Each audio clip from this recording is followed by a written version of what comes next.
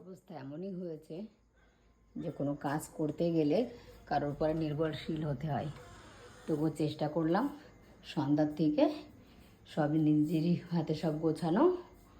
আর সামান্য কিছু বাকি থাকলো, ঘরটা মুছতে পারলাম না, কারণ পায়ে আর হাঁটুতে আমি নিচে বসতে পারি না। আর কোমরের অবস্থা তোমরা তো জানোই, অ্যাক্সিডেন্ট করে। আর ঘাড়ের অবস্থা খুব খারাপ, উপরে ঝাড়তে পারি না, তবুও চেষ্টা করলাম করার জন্য। তো এখন মোটামুটি গুছিয়ে নিয়েছি, এবার ঘরে যাব। আর যতটা পেরেছি দেখো, সব আমার উপরের ছবিগুলো।